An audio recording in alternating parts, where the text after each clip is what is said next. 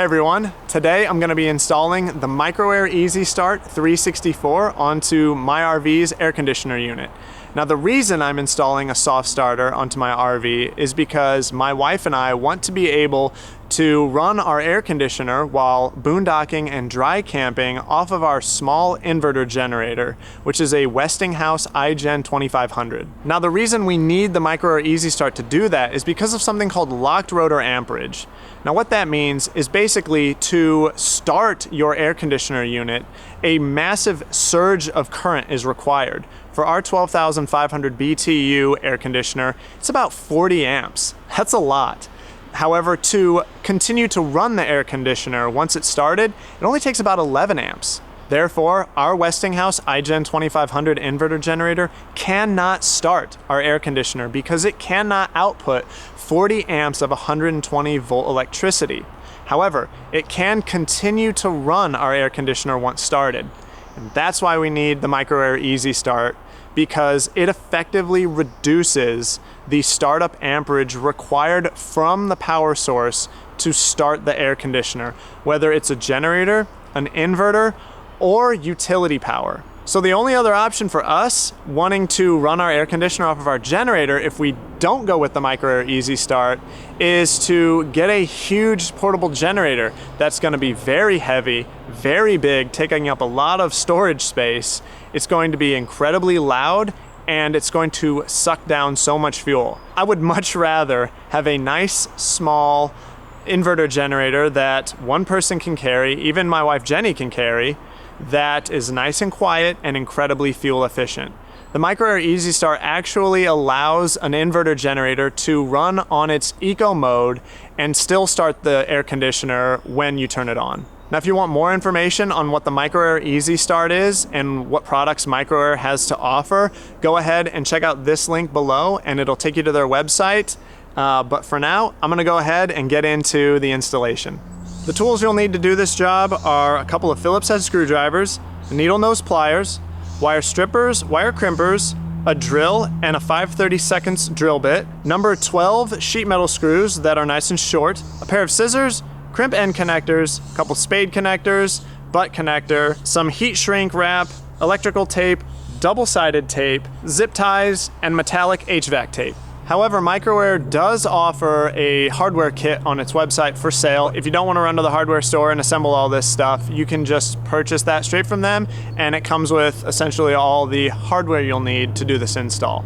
Now, the first thing you need to do before you start working on your air conditioner is you need to disconnect from all 120 volt power sources. So if you're connected to shore power, utility power, you need to unplug, and if your inverter is on, if you have one, you need to turn it off. Now that I'm up on top of the roof of the RV and ready to get started on this install, the first thing we need to do is take the cover off of our air conditioner unit so that we can gain access to it. Once that plastic shroud is removed, we should see a sheet metal panel on the side of our air conditioner unit that we can remove by just taking out the 3 sheet metal screws holding it in, and that will reveal a compartment that has all the wires necessary to install the EasyStart. And this compartment is actually also where we will be mounting the EasyStart so that it is covered and safe from the environment. You should see a wiring diagram on the back side of the cover panel for this compartment, and that will aid us in installation by identifying the factory wiring. And then after we've gained access to this compartment, we need to go ahead and remove the sheet metal cover for this AC unit. So go ahead and remove the metallic HVAC tape at the corners of this sheet metal cover, and then remove the sheet metal screws holding it in. Then you can go ahead and take off this cover and see what is under it. And that's the main reason we need to take this off, is because we need to see what is behind the sheet metal walls of this enclosure, because we're going to be drilling into it and screwing sheet metal screws in to mount the EasyStart. So we don't want to hit any wires or any AC lines that may be behind these.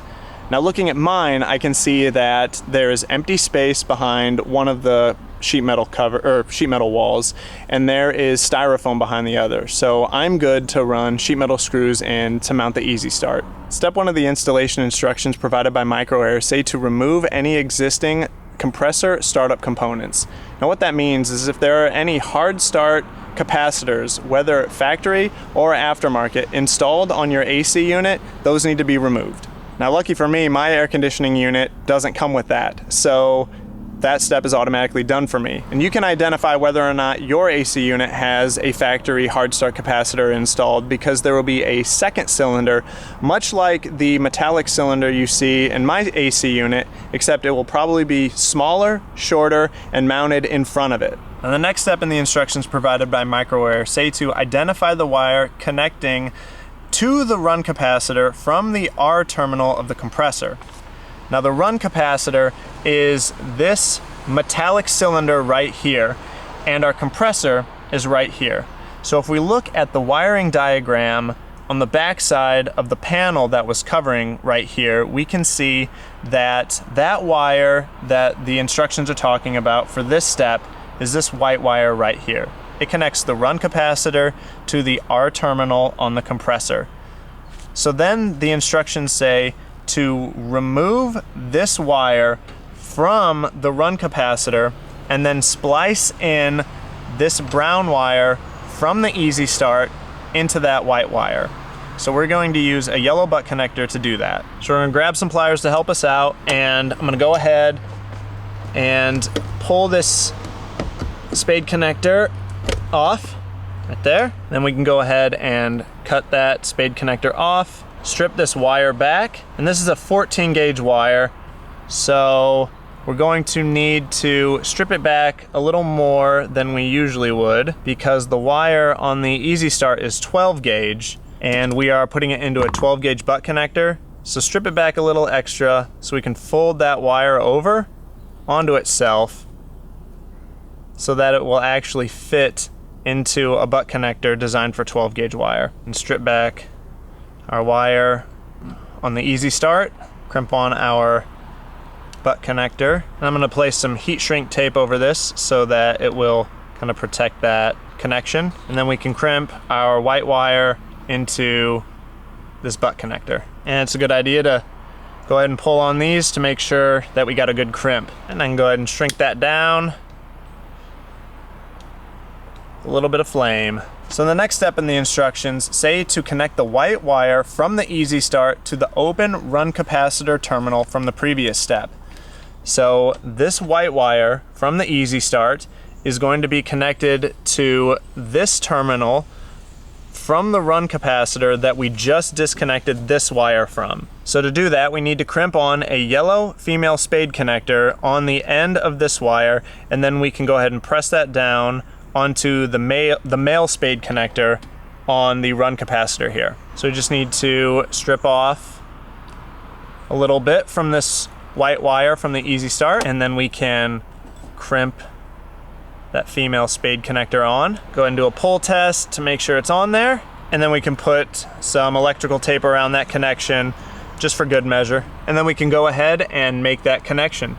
Next step in our instructions say to splice the black wire from the EasyStart into the switched power lead from thermostat relay or contactor that connects to the compressor overload. So again, we need to look at our wiring diagram on the panel that covers this compartment, and we can see that the wire coming from the compressor overload is this black wire right here.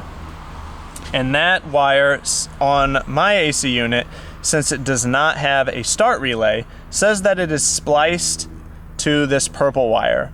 So the wiring diagram says exactly what I'm seeing here. So I know that what I need to do in this instance is remove this end splice right here and add the black wire from the EasyStart using a new end splice that will connect all three of these wires together. So I just have to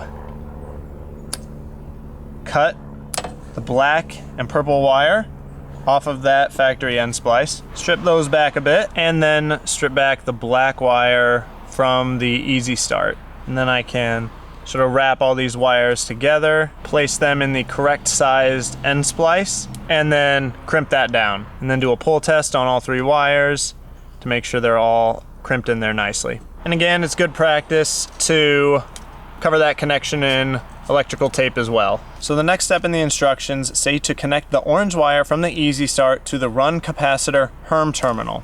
Now, if we look at the diagram on the instructions for the EasyStart, we can determine which side of the run capacitor is the HERM terminal by which wire has the which wire connects that side of the run capacitor with the start terminal on our compressor. So if we then look at our wiring diagram that was provided on the panel, that sheet metal panel, we can see that the wire connecting the start terminal to the run capacitor is this red wire right here. So it is running over to this side of our run capacitor right here. So there are open spade connectors that we can connect this orange wire from the EasyStart to.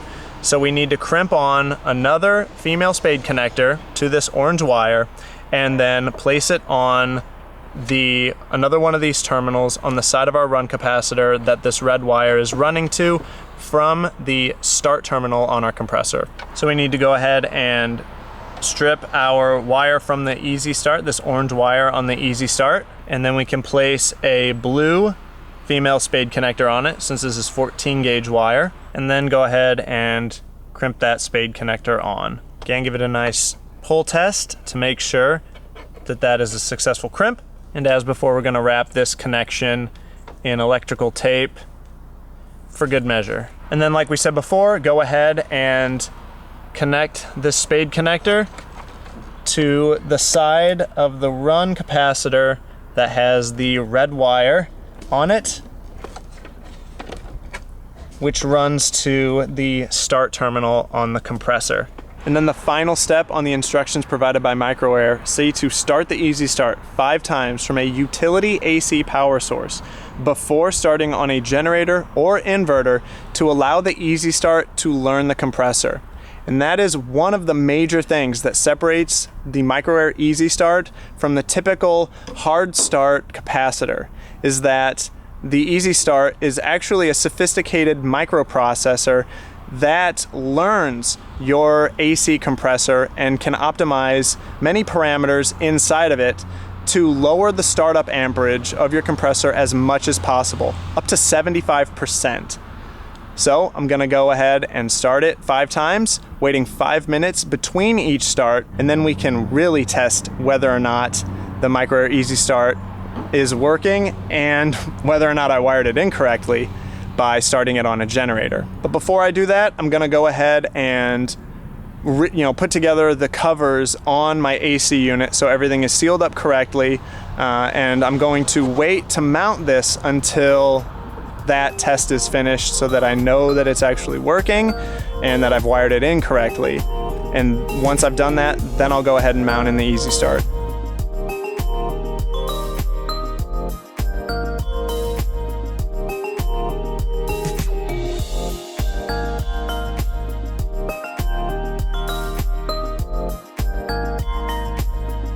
Now that the Micro-Air EasyStart has learned my AC compressor, it's time for the moment of truth. I've got my Westinghouse iGen 2500 inverter generator here, so I'm gonna set this on the ground, plug my RV into it, fire it up, and then turn my air conditioner on, and hopefully this little inverter generator can start and run my air conditioner. Let's do it.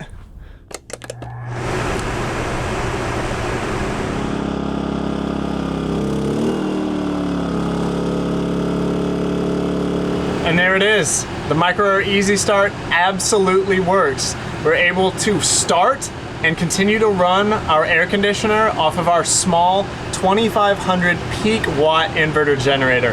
And it feels nice, it's nice and cool.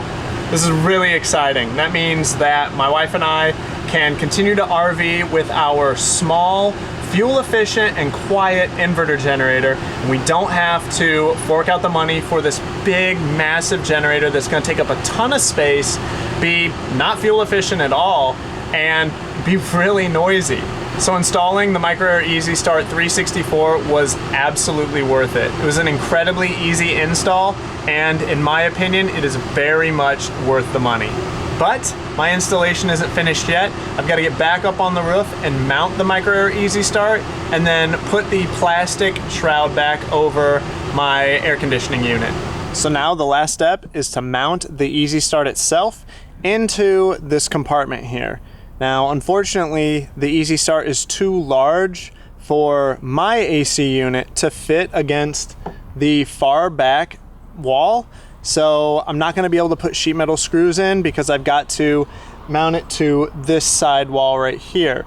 So instead of using sheet metal screws, I'm just gonna use double-sided tape, and I made sure to get double-sided tape that's rated for exterior so that it won't degrade if it is if it experiences moisture and heat cycling. So it's meant for the outdoors, so it's some good stuff. So I'm gonna go ahead and mount this, and then I just have to put on the panel that covers up this enclosure, and then put the plastic shroud back over the whole AC unit, and I'm all finished.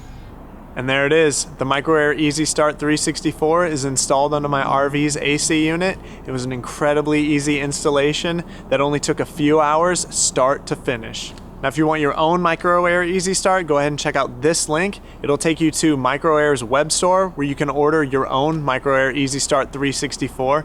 And if you use promo code FATE, you'll get $25 off your order. Micro-Air also sells the exact same generator that Jenny and I have, the Westinghouse iGen 2500. So far, we're very happy with it, so go ahead and check that out too. Now that our EasyStart is installed, my wife Jenny and I are very excited because this means we get to run our air conditioner off of a nice, small, quiet, and fuel-efficient inverter generator. In my opinion, getting a small generator and the EasyStart is a way better deal than getting just a big generator that's large enough to run your air conditioner.